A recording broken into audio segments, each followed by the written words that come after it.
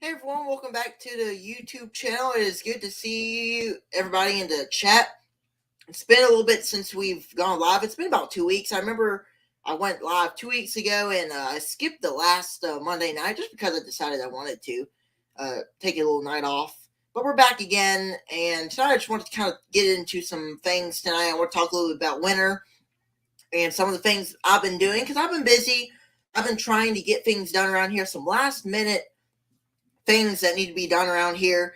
And, there's a lot of times where us down south and anywhere, out else in the, world, every part of the world will, get busy this time of year trying to get some small things done that will help them along in the long run into the upcoming winter that we're going to have. Of course, down south, we don't have the worst of winters like up in Canada and stuff, but down south, it is good to be prepared for the worst, Never bad to over-prepare yourself for something that might happen during winter. But, we'll talk a little bit about more of the things that I've been doing. I hope everybody has had a good, week and a weekend. And we've been busy around here. I've been trying to get, like I said, last-minute things done. Feeding, evaluating queens. I'm always evaluating queens to make sure those queens are doing me good. And also, I introduced some queens. That was my last video about a week ago. I introduced some queens, and I did a video about it, and I never really did an update to it. So I'll do an update probably in the next week or two to give those queens some time to expand their laying performance. So I'll give a good, honest video about how they turned out. But so far, they are doing great. So far, both of the queens have been accepted, and they're both laying. What I have seen, though, in the queens, that a lot of people have been telling me this, but, I've never really dealt with late season queens before. But same as everybody else says, it takes them a couple of days to mature and have and start laying. So that's one thing I can definitely say is that late season queens, you'll see they'll be in the hive walking around, but not yet, they will not start to lay. So it took them a couple of days. One of them took them about 4 or 5, maybe even 6 days to start laying. But then she started laying, slowly but surely she started to lay, and now she's doing well. The other one, on the other hand, got released instantly. Well, I actually open released her because the bees in the inside already ate all the candy while I had that plug in. Because what I did was I kept the plug in the little wooden queen cage, and I left it in there because I didn't want to release the queen because I thought that maybe they wouldn't accept her. And I did that, but then the bees inside, like the worker bees that are with the queen, the attendants, they started eating in the inside of that sugar. So there was a little openings there. So what I decided to do, I left it in there for a couple more days to let them go and get, used to that queen. I opened up the cap and let her out. She walked around for a second. This is one funny thing I wanted to mention on my next live stream, and this is the live stream I want to mention it on. That whenever I put her on that frame, she walked around like usual. But then, right whenever I did that, she flew away. And, at the time it wasn't, I didn't really laugh at it because, at that time I thought I lost that queen. and I forgot to mention it to a lot of people. So she flew away.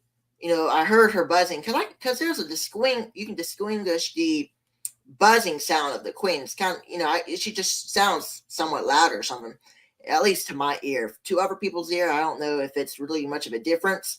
But she flew away. I was kind of, wondering if she'd make her way back. So what I did was I stood there for a second. What I did was I took my frame that had the bees on it, put it on top of the hive, and I stood there. And on the top, maybe the queen would sense the pheromones of the bees. And I left for a second, and I did something else for a second. It came back, and I actually put the frames all in the hive. I lift up the frame, and there she is. And it happened to me actually another time yesterday, I think. This queen I'm talking about is just a little bit more flighty. I don't know. She'll get settled in. Sometimes you'll see those kind of queens. It's nothing bad. It just means that they're very young and they want to fly, but they are mated. And I see that sometimes. But that queen's doing very well. She's laying, a good egg pattern. Then I'm gonna wait to see where the brood pattern sounds. Kind of like that. And yes, you see that it kind of did sound like a drone to me as well. A lot of times, you can distinguish the drone sound, but the queen sounds very similar, but not quite as loud as, DC said, because, it doesn't sound exactly like a drone, but very similar in the tone and to the aspect of, the queen, just the way she flies, just sounds a little bit louder. And, but, sometimes it happens, and a lot of times some newer beekeepers may start worrying about that. Because whenever they fly away, they think, oh, it's never coming back. But, they come right back, even though it's a new one. It's kind of very interesting the way they work and things like that. But, just sometimes how those things go. And drones are usually louder than the queens and more. I really don't know how to describe it. I can't really describe it. I've heard them before. You hear them sometimes whenever for going into the entrance. They just sound more louder than the workers and a little bit louder than the queen. But the queen does have a larger tone than the workers themselves. But that's kind of what we're dealing with now. Queens, late season queens, that's been going good as well. I'm also been feeding it just a little bit. I've been equalizing. So, I've been trying to make sure all my bees have the same amount of brood, nectar, honey, pollen, some of that stuff. I don't want to give a hive that's, it has a lot of pollen. I'll take some of that pollen and give it to another hive that doesn't have much pollen. And the hives that have all the nectar, I'll give it to a hive that doesn't have any nectar. And that's what I've been kind of doing. And, giving the bees some other food and, other things. And, I've been feeding some of them. Some of them they don't need any more nectar right now because, there's still a goldenrod flow right now. A lot of people, would be wondering why is there still a flow. And this coming up, smaller, cooler weather. Tomorrow it's supposed to be high 64, below 35 or 34. But then I think on Wednesday it's going to be high 50s, like 59, 58, and the low 30s. So I think it's going to be like 34 or 30, 33, somewhere around there. And, that might kill off the goldenrod that's blooming right now, but maybe it won't. Maybe it'll still go because after that, then we'll have, we'll be getting to the 70s and, we'll go back up and down until we get later into November or late November to get even cooler. And then, December, that's where late November, early December is where, really we get kind of more colder and more, times where we can inspect the bees. Because, we can still inspect the bees on a low 70-degree day. Maybe, sometimes if there's wind blowing, it may feel a little cooler, but you can still do that on low 70s days because, you want to at least inspect them when the temperature is 65 or higher. But, you can kind of still do that. But, we've been equalizing late season queens. Also been evaluating queens, like I said, making sure the queens are good enough, make sure their performance in the future will be better, and things like that. And that'd be good for us, to keep on doing that. I know a lot of other beekeepers are doing the same. And, a lot of beekeepers are still, doing those things to make sure that their bees, go for winter, evaluating queens. And that's important. And, we've been doing those kind of things. And I want to talk a little bit about winter itself. We're getting into those times where we're going to be getting into winter. A lot of people right now up north they're already having their first frosts. We're not having frosts yet. I don't know, when we will, or, it'll get cooler, but not like, snow or anything. It's very kind of rarely that we see snow down here because we're down south in Alabama, like southeastern Alabama. It's very, very unlikely to see snow. I've seen snow down here before, but it's been a good while. It's been a couple years before I've seen it. Snow coming down. Because you have to be in colder climates for that. And I'm glad that we don't have snow all the time because that'd be bad for the bees. Then you have to trail outside and try to make sure your entrances aren't blocked off by snow, because that snow will cover the entrance, and it could easily kill the bees because they don't got any air. I've heard that happen before. I've never experienced that. Like I said, I don't have no snow here. We usually don't get snow. It's very unlikely, unless if this winter is a different kind of winter. If you have a different winter where it's colder than usual, then you may get into the right situation where you can have snow. But, it's very unlikely. But a lot of people do have snow, but, down here we just usually don't. So that's another thing we're doing, trying to get ready for winter. And, I'm thinking I'm going to go into winter like I did last year. So last year I had about 6 hives. Right now I got 6 hives, like that little split I made. If you guys don't remember, I made a split. I bought 2 queens, and I've said this almost like 3 times. But for people who don't know, I bought 2 queens, and both queens came in the mail.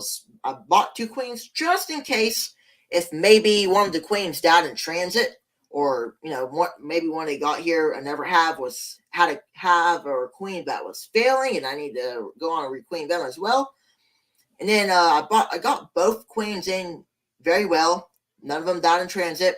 And when I got those queens, no other problems with my other queens. All the other queens were doing fantastic. They're doing well. And so what I did was I just made a smaller split with that one queen. And I think 1, 2, what would it be? About 2 frames, I think, worth of bees, along with brood and nectar and some of the, resources that they'll need to, sustain themselves and go through winter. And they got to make a queen. That queen is laying. So, we got that going on as well. I see we got a lot of people down here. We got Russell, DC. We got Ian, a Canadian beekeeper's blog down there. I think he has a question. I'm going to answer that in a second. We got Lisa, Larry.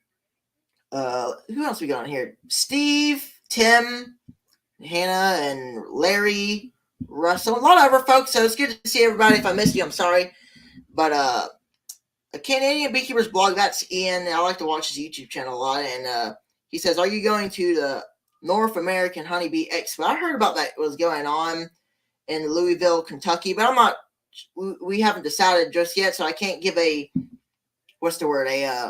full on if we're going or if we're not. But I will let you guys know. I've been thinking about that a lot, and I knew that question would come up one of these days. I knew I'd be facing that question, so I've just been kind of thinking about it. But maybe we will, maybe we won't. I'll let you guys know for sure with these live streams in the future. We'll see. But that's a good question. Sorry I can't answer that full on, but I will let you guys know. But it is good to see you down here, and I know probably up north where you are is probably getting a little bit chilly. We're talking about we're getting into the 30s coming up, which is exceptionally nice. But yeah, I am not going this year. Yeah, I guess Louisville is a long drive for you. For us, it is too. It's like an 8-hour drive or something. But I'm not sure. Yeah, we're probably we may not, or we may will. It's kind of a longer drive. I really did like it where it was in Tennessee. It was, I'm sure there's good things about Kentucky, but I kind of liked it in Tennessee, like where it was. It was kind of closer. to, of course, for up northern like Ohio or Illinois, it's better for them. But for people down south like Florida, I guess Alabama, and places where you're at up more north, it can be, well, I guess Tennessee was a longer draft for you.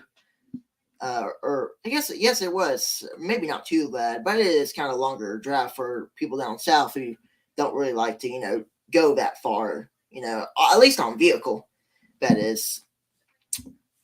But I don't know yet. We'll see. If anybody has any other questions or topics that they would like to bring up, please do bring them up. But I do want to start on this one thing, and I know this question is also going to come up in the future about how I'm going to get my bees through winter. And I was just talking about this, is that I'm going to go into winter. Like last year, I got 6 halves. Last year, I had 6 halves. They're pretty good, strong halves. They're pretty decent in strength. And I fed them early. Not with really sugar water, but this year I'm trying out sugar water, 1 gallon buckets. But now, we got the 1 gallon buckets. I'm thinking I'm going to probably do the same thing I did over winter. Last year I had some very good success using these types of candy boards. It's basically sugar bricks. A lot of you guys know what sugar bricks are. They are very popular to use, especially down south. But the difference between a candy board and a sugar brick is that a candy board is just a board that you put the sugar brick in, but it's more smooth. And I kind of like that, and I've been using that, and I have found that right there works for me. And, it's just, it's something that works for me. It doesn't work for everybody, but, it works for me. And even though I get this question all the time whenever I used them last year, and I was probably one out of, maybe I was just, one thing I do think about is that I don't think many people use candy boards down south. And, I was the first one to really bring that up. And a lot of other people ask me, why do you use candy boards down south? I'm kind of interested in that. And that's what people ask, actually. If you find some kind of video on people ask about that. And the reason why I do like to use those is because that it does help the bees go through winter. And the thing about it was that my hive, that blue hive, if you guys remember the blue hive, and that's just kind of what I distinguish it by, for you guys to know, it was a strong hive coming out of winter. So strong now, but not as strong. And the reason why they came out of winter so strong was my belief, those candy boards. I put those candy boards on, and all winter long, I fed those. Didn't have to buy too much sugar, which, of course, this year I may have to buy, so much sugar to get that. But they came out of the winter very strong, very healthy, best hive of mine. And I'm going to see how that turns out this year. I'm going to do another little kind of a test to see if that is the case, if that's true. And we'll see how that kind of goes. And while you guys are in here, I would also appreciate if you guys would smash the thumbs up button. That would help us out a lot to give this out to other people. And I do appreciate it. So, yeah, that's kind of what I'm thinking. I'm going to go into winter this year. We'll see. Plans always change. Not always one plan, because, I can remember this year I had goals, plans to do. And a lot of them kind of worked out, but a lot of them didn't go the way I wanted them to because the bees change it. A lot of times something happens with the bees that I don't want to do it anymore, and that makes my plans go down the other road. And that's just sometimes how it goes, and that's sometimes that's what you have to do, and it's just kind of how things go in the long run, at least, for me it does. A lot of times plans change, you can't really change that. Maybe you got something to do, or maybe the bees changed something that you wanted to do, and now you can't do it. Now, I've had a lot of moments like that where the bees changed it, or something I had to do that day with the bees changed that plan. Let's say with queens, maybe I had something change with the bees and the way everything was going, or the temperatures, and a lot of that other things. So that's just kind of how that stuff kind of plays out. At least that's how it goes for me, at least. If you guys do have any topics that you want to bring up, or any questions, go on and bring them up. That'd be good. We had out second frost last night, but not a hard frost yet. I guess DC, you're in Washington, so that means pretty soon you'll probably get cooler temperatures, that you'll get even more frost, maybe even harder. But I hope you guys also, everybody down here, I hope everybody has a good winter. But that's the plan going into this winter. It's a little bit different, but it's still the same scenario. I have 6 halves going into winter. I'm going to hope, like I did last year, for about 4 halves. That's what you can hope for. Don't raise your expectations too high. That's just what I don't like to do. I like to just, if a colony, dies, or they starve, that's probably not my fault because I didn't feed them or something. That's why I'm trying to take extra precautions to make sure they got enough food, but they got all the resources that they need to sustain themselves and be able to thrive. And that's just kind of what I'm also doing, to be able to do that. So yeah. Grayson, are you pretty well ready for winter? I think so, or actually I know so, because what I've been doing, like I said, I've been feeding. We still got that goldenrod flow, and whenever I try to keep a little bit of room, at least 2 frames or 3 frames, 2 frames in a nuke of brood, and the other frames full of nectar, and in a 10 frame box, I want to have at least 3 frames of brood hatching out right now. And it's hard to even keep that because right whenever I put an empty frame in of any sort, and maybe a couple hours later or even a day later, they're already filling it up with nectar. Almost always filled up because there is a very good goldenrod flow coming in. So that's helping out the queen as well to lay. But it's also not giving the queen enough room to lay. So what I've been seeing is that the bees have been pulling out some of the nectar that they have in the middle of the frames, in the middle center of the hive. They're pulling that honey out, getting out of the way for the queen, and moving it more into the outskirts of the hive where the queen is not laying. I've been seeing that a little bit, and that's probably what they're going to do, so then that queen can kind of lay before we get into cooler temperatures.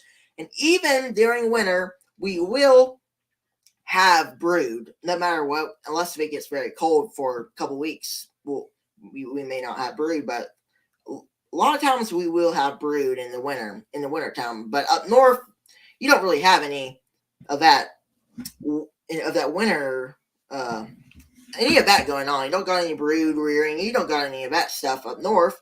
Where it gets cooler, they just form their cluster, they eat, and then once they get more into the warmer temperatures, then they'll start, and start laying and doing all that stuff.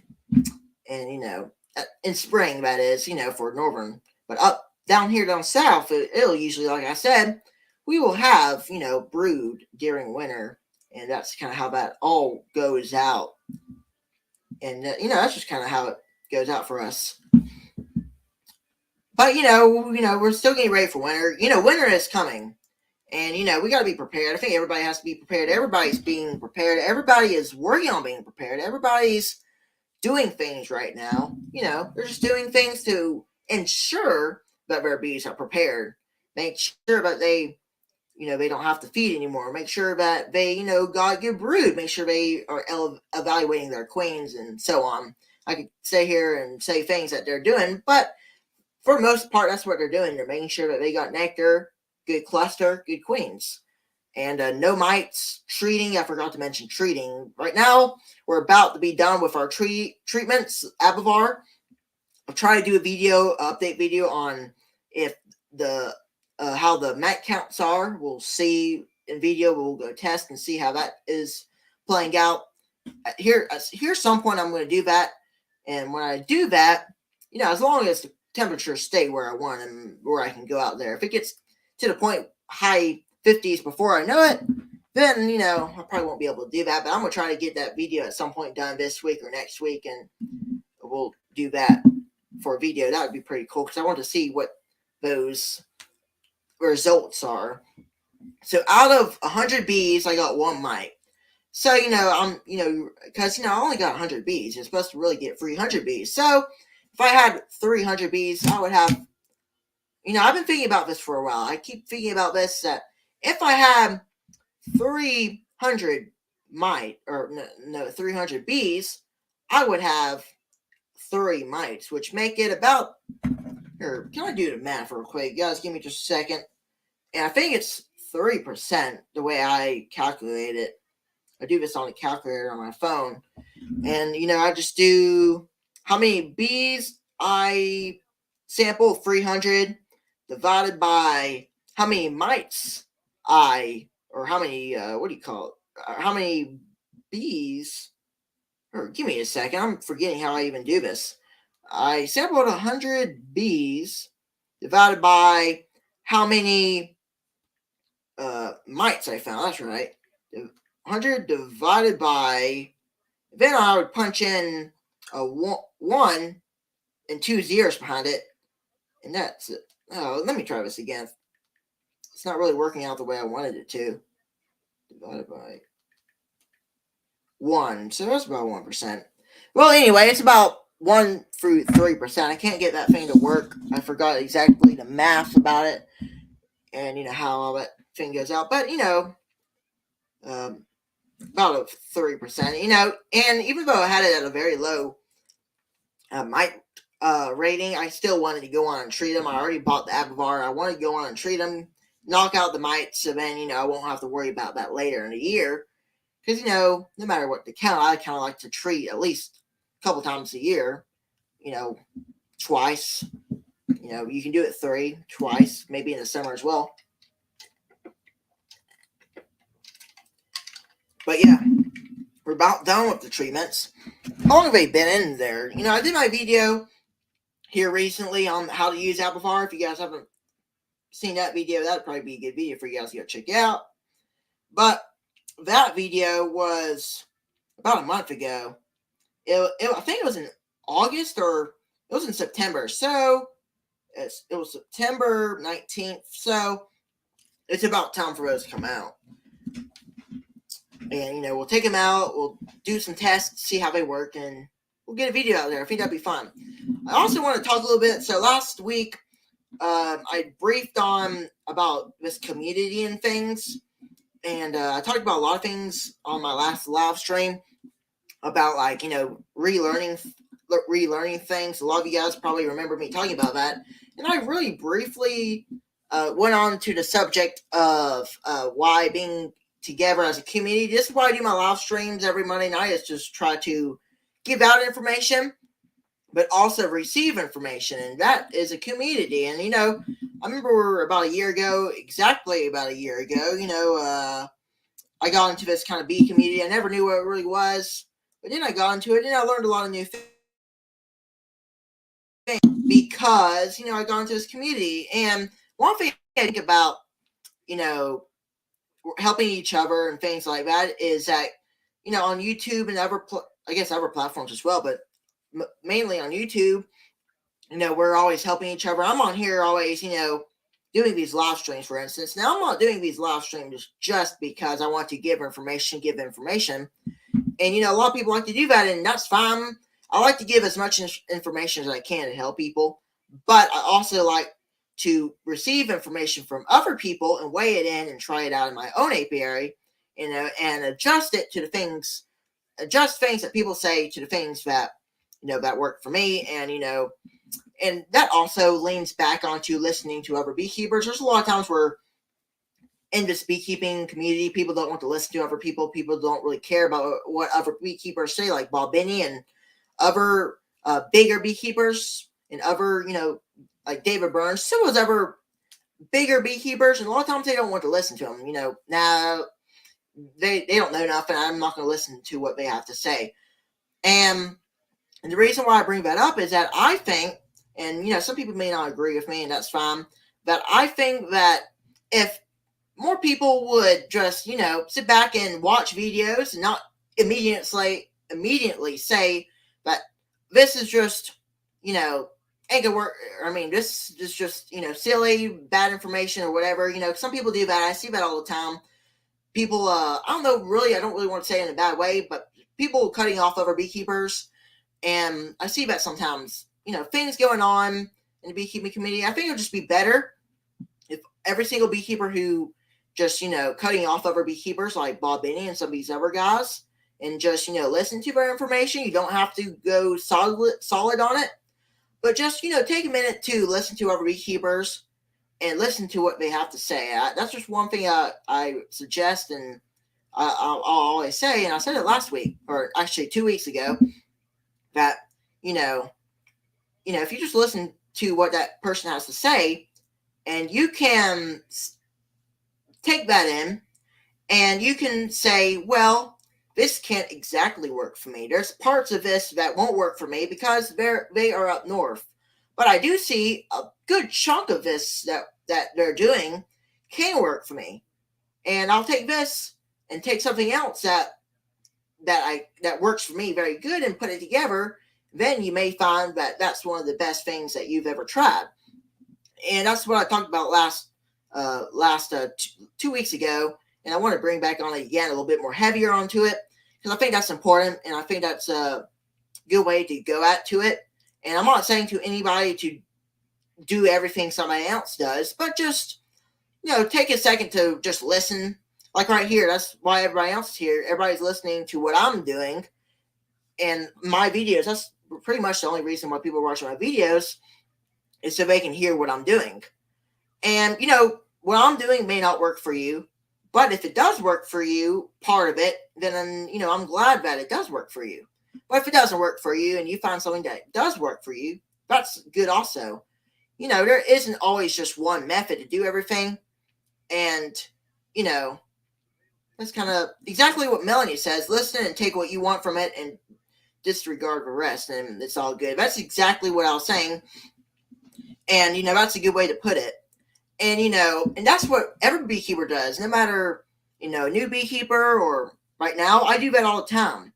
I do that to other beekeepers. I see what I can take from it, and I'll just discard all the other stuff because maybe that doesn't work for me.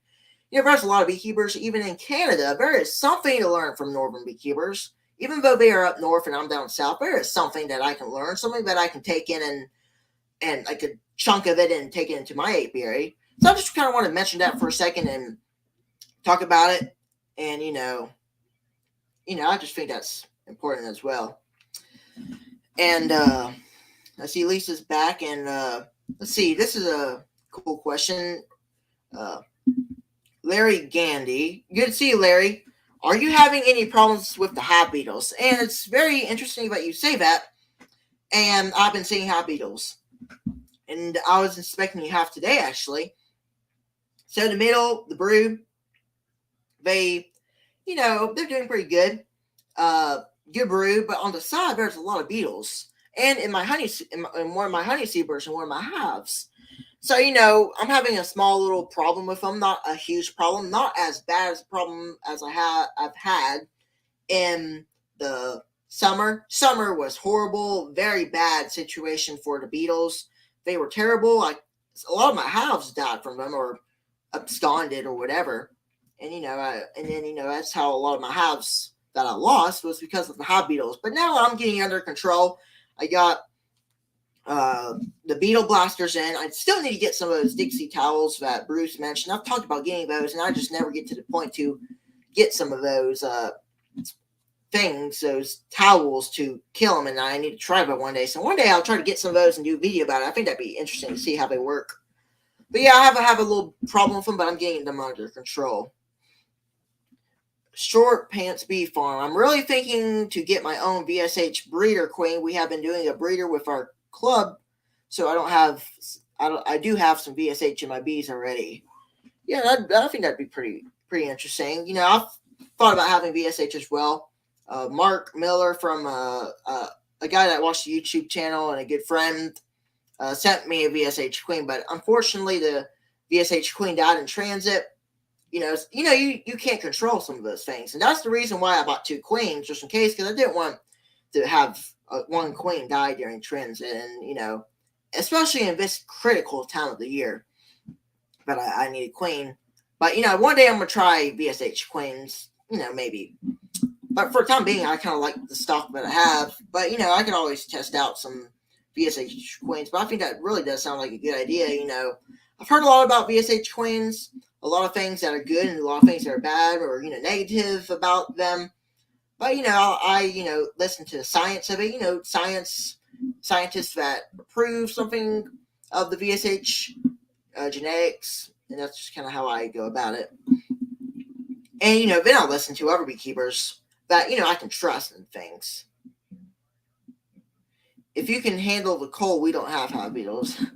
Yeah, I know. I know up north, a lot of you guys don't got hive beetles, and I think that's a very good thing about north. And there's a lot of good things about south. I get it, but a lot of things up north during summer, at least during winter. I don't know if I really want to go up north for winter, but in north during the summer, fall, and spring, in winter you guys don't got it. Oh, I mean, I really don't know the north.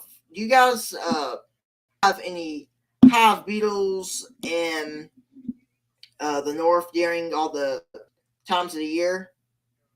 Because I'm not really familiar with the north, but I do know in winter that's a good pro of it. At this time of year, you guys don't got any hive beetles, and you guys don't got to worry about it. But I think during summer y'all would, but I don't know. Maybe I don't think so, because then those beetles would die during winter, so it probably wouldn't be too smart to do that. Since Hillbilly Earl turned us on the peppermint oil, we are not seeing very many. I still gotta try that. I've tried that before, but I don't know really how to say it, but I tried them for a second, but then I kind of forgot about it, and I ran out of peppermint oil, and people do take hives south and bring them back. I do hear about a lot of times where people will take them down here, and do that kind of thing. While you guys are checking in, go on and smash the thumbs up button, and that'd be good. And I appreciate everybody who's checking in. I see more people coming in, like Russell, Melanie, and a couple other guys like Larry in here, Tim, and a couple other guys. And I appreciate everybody checking in. It's like I said earlier in live stream. If you didn't check in earlier, I didn't publish a video yesterday. I was busy yesterday. I was gonna try to do a video yesterday morning, and try to do that, but then I just got kind of busy, and I was never really able to do any videos that morning. I went out there yesterday morning, I remember, and I, went out there. I was planning on doing video, but then I just decided I wouldn't, and I got busy with other things, and then I decided I'll just do my live stream tonight and talk about everything that's going on. And you guys should be look out for the videos coming up. That would be good, like Abavar and stuff. Gotta take those out. That's one thing on my to-do list. I'm probably gonna do that tomorrow. And take them out, because they're probably about due to come out by now. I think it's been about 42 days. I think 42 to 40 or maybe even higher or less. I really didn't keep track, but I just know it's been about a month and just a little bit more. So I need to go on and take them out, discard them, because last week I had I keep on saying last week, but I guess so. 2 weeks ago, a comment brought up about scraping the Abavar strips, and I was thinking about that, and I thought about that, and I guess that could work, but I'm probably not going to do that. And just the reason is because once they're done, I like to go by the label, and I think that would be good. If people have success with it, that's pretty good. But I may not try that right now. Just because the label doesn't say anything about it. That's why a lot of people don't do that. A lot of people just discard them after they use them, and do it that way. But I really do think that scraping it 100% probably could work, but I've never really tried it. I see there's 3 Oaks Honey Farm. Tracy, good to see you in here. Thanks for checking in. We got some good people coming in here and joining us. 7:42. Wow, it's already almost been 40 minutes. It's already, time flies whenever you're doing these live streams, trying to keep up with comments and everything. And, One thing I do know what's going to come up also, this is a question, I'm just kind of going through some of the things that people will ask, and I'll answer these questions when they come up, because I know a lot of people will want to know is next year, which is 2024, and next year, hopefully there's going to be more progress, and a lot of people are going to wonder, Grayson, what is your goals for next year? What are your plans, and what are you hoping to achieve next year?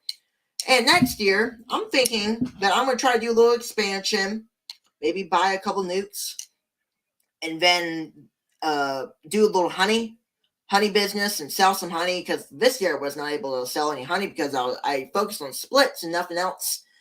And I got a swarm this year also, and next year I hope to do more swarm removals, cutouts, and a whole bunch of other things. And you know what? I remember a question that came in a while back, and I think we talked about this on Fred Dunn's when we talked on the I had Frederick Dunn on the live stream. I think we talked about VVAX. A lot of people have been asked a lot. I remember a guy who asked me about VVAX, and when I'm talking about swarms, at some point I'm hoping to get a VVAC. A lot of people, you guys probably know what I mean by a VVAC. One of those everything go-getter, everything's what they're called, BVACs. Just a couple of others. I'm still trying to look at BVACs and see which one's the best. I hear a lot of good reviews on the go-getter everything BVAC, because it is, what is it, battery powered? That's right, battery powered, and that gives a good pro on it. And I'm still studying some of those, and that's one of the goals also sometime this year or next year. Because, if you guys remember, I mentioned that I had a cutout that me and my granddad went to try to get, and it failed because it was in the middle of summer. And down here in summer, it was almost like 98, 100 degrees out there. And I was in a bee suit for about 4 to 6 hours. And you probably could understand how not fun that was. So, I decided I'd wait till about this time of the year. So at some point, I need to go back up there to that cutout and make sure that they're still good and get those bees and bring them back. I know a lot of people who do a lot of late season cutouts. I had a guy that said that he even did cutouts during winter, and you can do that as long as it's warm enough. It is, and if I had a warm day down here in South, like 70 degrees, we have 70-degree days. I'd probably remove during winter. You can do that as long as the temperatures are correct. But that's another thing that I want to do next year, is kind of get more into the cutout business and get a couple more swarms, because locally around here where we live, it's kind of, a lot of bees around here, because we got a lot of trees, pastures, very good environment for bees to start making beehives and trees. And this cutout I'm talking about, it was a massive one. A big hive, very good bees, a lot of, I didn't find the queen, and I actually went up to that cutout that I was talking about. It was in a trailer 2 times. I did it, I think, on Tuesday and Wednesday, I think is what it was. And couldn't find a queen. I just decided to close it up, and I'll deal with this time of year where it's cooler. And, once we get into a little bit cooler temperatures during the day, it would be perfect time to get them out, so then I can spend as long as I need in a suit. And the thing I'm thinking about the bee vac is because I'm in here without a bee vac, cutting comb. These bees are mad, and they seem very defensive and very spicy, and it's just a no. They weren't nice. I had to get off the ladder and go walk off, so then they would stop following me. And the first time I went up there, I did not bring a smoker, so you probably could feel how a spicy hive would be without a smoker. And I know I don't really use a lot of smokers around here in my apiary. And that's because I'm inspecting a hive, like especially 5-frame nukes. A lot of my spicy bees are in a small 5-frame nuke, so they ain't as defensive. But this hive is huge. They have everything, and this is an established hive. They ain't a small nuke. They are probably bigger than a nuke, and this genetic seemed a little bit different than mine. Just a very more spicy bee, probably a little bit. What's the word? Kind of relate. It's probably relative to that other swarm that I caught. Somewhere in the genetic line, they probably started swarming from swarm, and there you go, 2 swarms that probably were a hive and other swarms and all this other stuff. It is really very hard to say that But, that's my plan, because what you can do with a bee vac, the Go Getter bee vac or any other bee vac that's on the market, as long as it's reliable, good reviews, you can take that, a very good bee vac. It's designed for bees. You can go in there and suck out the bees, and then you can go to the comb. You can try to find the queen. I guess it doesn't hurt to suck up the queen at all. But if you don't suck up the queen, I guess that's pretty good as well. You can go and cage her up so you know exactly where she's at. Then you can go on and cut all the comb and put it in a bucket. And that just seems so good to me, so easy and not complicated like the other way I was doing it. So that's another thing that I'm also going to do and try to get one of those. I think that'd be good. And we'll do, if I do get one at some point soon, we'll do a video about it. And, more cutouts, more swarms, that'd be good. And, nothing wrong with free bees, right? I like to get cutouts and stuff. It's fun to get them. And, try out new genetics. Those genetics are local genetics, so they are used to living down south rather than some of these northern genetics.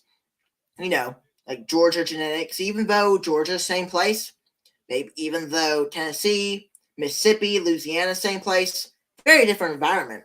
So local bees that have the same genetic and they are used and they know this situation, they know what's going on around here, they know temperatures, they know how to do everything.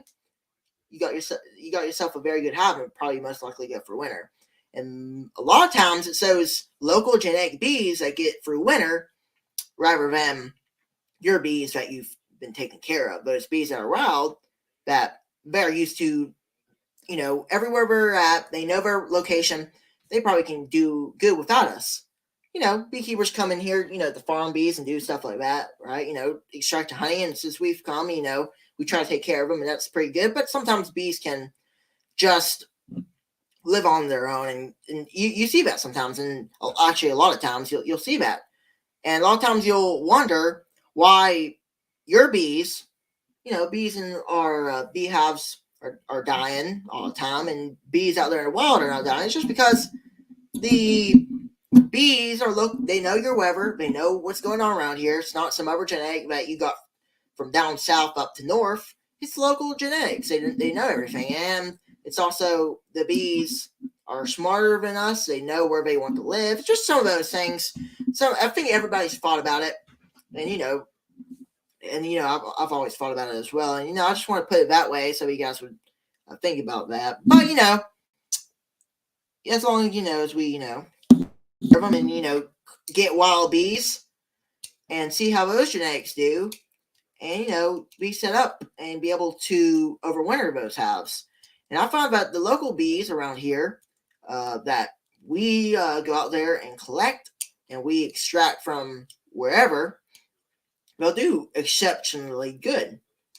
They'll, they know their climate, like I said, and nothing, you can't beat free bees, right? Yeah. All right, good to see you, Larry. Thanks for checking in. But yeah, I think those are basically the plans for next year. I've been really thinking about also goals and things that I'm doing for next year.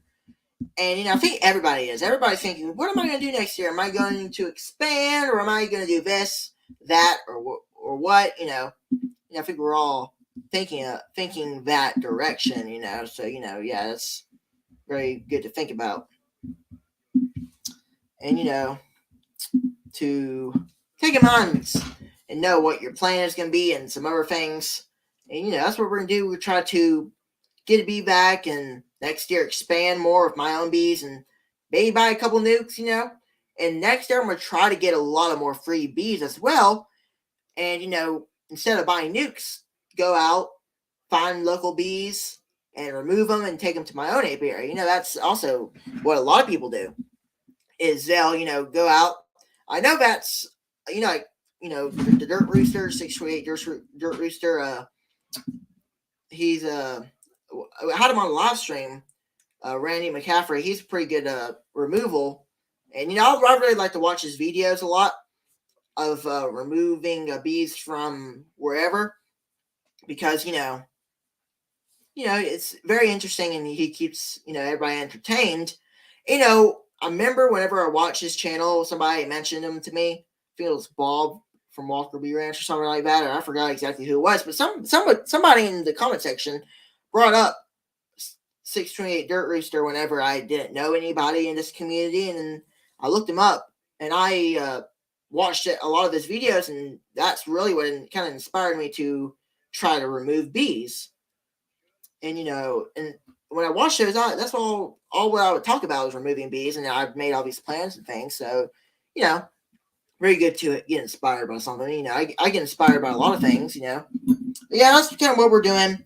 We're doing all these things, getting ready for winter, and that's probably about it. We're getting ready for some of the cooler temperatures. The bees are prepared. They're doing fine. Their strength. I'm trying to make sure that their weight's good. Make sure that they have some good strong weight in those hives, and make sure that they are packed full of bees. And clusters, are good going into winter. Make sure the queens, like I said earlier, are doing good. And then that's probably, what we're going to be doing all for this year, over winter them and get into spring.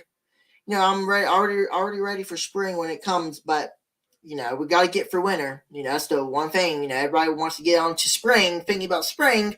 But one thing we do got to think about, no matter how good we like it or how bad we like it, we got to think about winter, because that's what comes first. That is what comes first, on that as well. And that's kind of how that kind of all plays out, and in turn, and trying to get things ready, and also I mentioned after, what am I going to do, after winter. And one thing about me is that I'm not thinking just about winter. I'm also thinking what I'm going to do after winter and now. Like now, I want to make sure that they are prepared, make sure that they have what they need, the resources to get into winter. During winter, I need to make sure that they still have food. Make sure also now I need to make sure mites are low, and feeding and beetles are under control. During winter, you need to make sure that they don't starve out. Make sure they don't starve to death. Make sure some of those things. After winter, you need to make sure I can stay control of varroa mites, and also need to make sure I can stay under control of the beetles. They'll probably come back around mid-spring, maybe even early spring, depending where you live. And I'm also thinking about making sure to check my queen situation. Sometimes I may need to requeen a hive in spring, at least late spring, whenever queens become available to us and other people down south and up north. That's what I'm just kind of thinking about everything, and thinking about how all those things play out, and a lot of times you think just about winter, but I think about everything. I think about some of the things that I need to be doing in spring. So of course, I need to keep myself reminded. So I'll probably write me like a little note, put it on the wall, and then I'll see it in spring. I'll say, oh, I wrote that in fall or whatever, and I need to do that.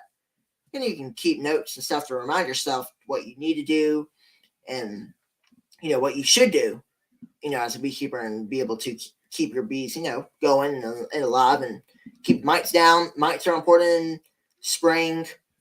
Summer, they're also important. Fall, very, very important. And, in fall, we need to make sure we keep them down. That's what I'm treating right now. Let's try to keep these mites down. Keep them down, make sure that they, they're not, bothering the bees. They're not feeding on their hemolymph, and, feeding on the fat bodies of the bees and the larvae, and kill the bees and their viruses, like the thorn wing virus, and probably a couple others as well. And and varroa mites will kill bees as well. There's a lot of times where bees do die due to varroa mite, and we're always trying to keep the varroa mites the levels as low as we can. I don't know if it's ever going to be a zero. I bet there's some people who have levels of mites at zero, but no matter where you're at in the United States, you're pretty much always going to have mites in your hive. Since they've came into the U.S. in 1990s, mid 90s. I think they were really realized as a situation in the 90s. That's what they really do. But then they're actually maybe came into the late 80s. So yeah, that's what everybody's doing. I'm seeing a lot of videos and stuff. People getting their bees through winter, and it's always good to see how people prepare their bees for winter. And this goes back to what I said earlier about looking at what other people do. And I have my plan of winter, right? I got this plan, but I have all set up so that I can get into winter. But what I'm also doing, and you guys can do the same, focus a little bit on, seeing what other people are doing. Seeing if there's little chunks that you can acquire into your winter plan that you haven't acquired yet. And what I mean by that is maybe, let's say there's a little part of a southern guy or a northern guy up north, their plan. If you see something that may work for you and you're interested and you don't have that on your list of things that you need to make sure you're doing in winter, you can put it on there. And if it works for you, like very good, you can continue doing that and expanding on that and be able to execute and do all that stuff and make sure your bees are able to do all the things that they need to do. I think that's important and be able to do those things. And I just find it interesting, watching people and learning from other beekeepers. This community, I've had a lot of help from all of you guys down there, even though I'm the one who's talking on here all the time, trying to give information or whatever, or insights and things. I always learn most things.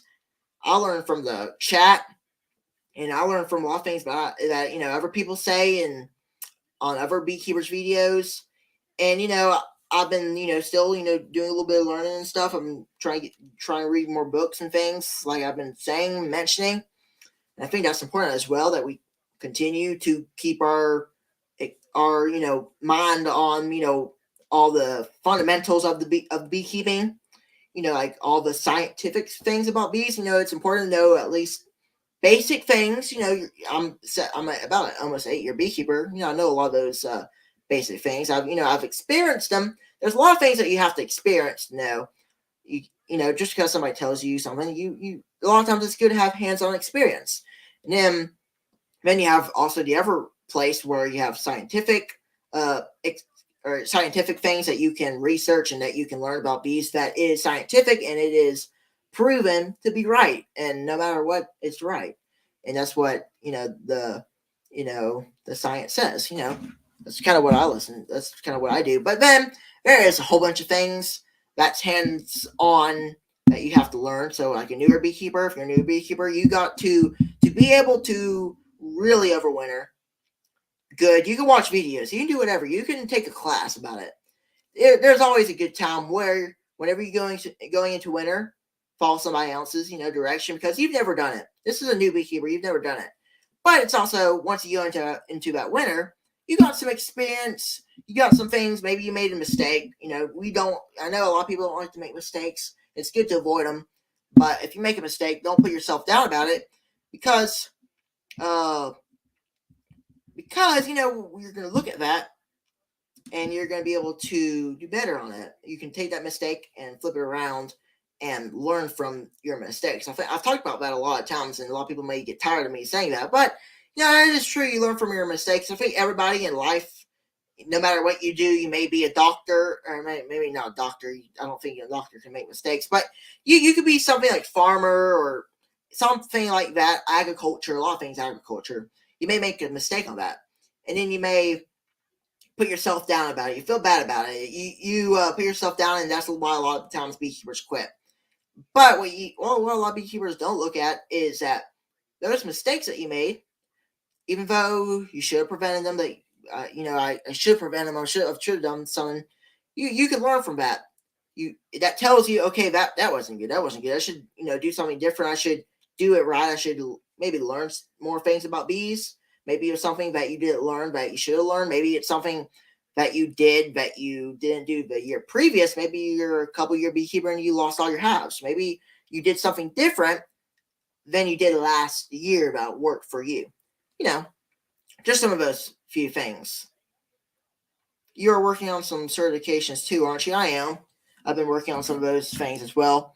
And, I think a lot of times I know a lot of beekeepers are working on certifications and things like that to also do that. You got a lot of like those harder certifications. Like I'm not going to any of those big things like you got EAS and Cornell and stuff like that. I'm just doing small things.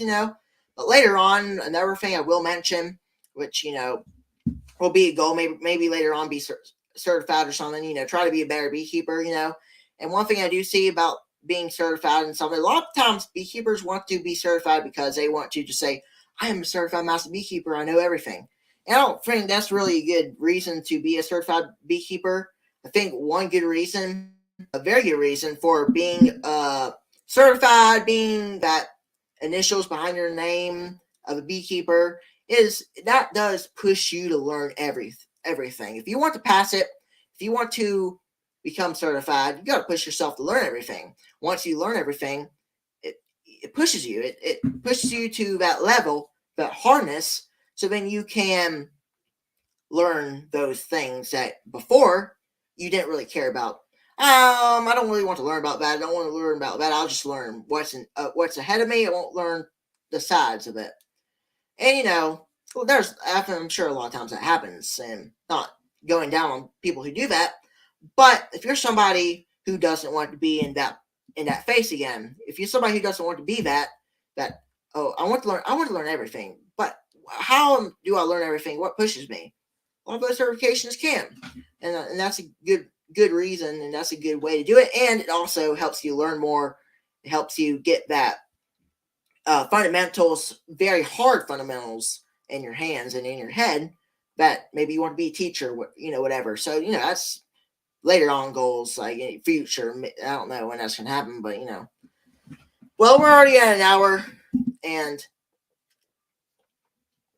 we've talked about a lot of things, and I'm going to go on and end it, eat some supper, do some other things, and get ready for tomorrow, more bee stuff and other things, not bee stuff. But I really do appreciate everybody who checked in. I appreciate any super stickers, super chats, anybody who sends those. I appreciate them. And I also really do appreciate if you guys would smash the like button, or if you guys would share the stream out and click the thumbs up button. That would help me out a lot. We had a lot of good guys on here. Like I know Ian checked in for a little bit. Russell, Brian there. Russell, good to see everybody. I'm really thankful that you guys checked in. And I hope you guys have a good day, a good night, and a good week, and a good future weekend. I hope you guys have a good winter coming up, because winter's coming. Like I said in the title, winter is coming, and we got to be prepared. So I hope everybody has a good winter. Hope all their bees come out healthy, strong, and efficient. Their queens come out nice and strong as well. Well, guys, thank you guys for checking in. We'll catch you guys on the next beekeeping video. Take care, everyone.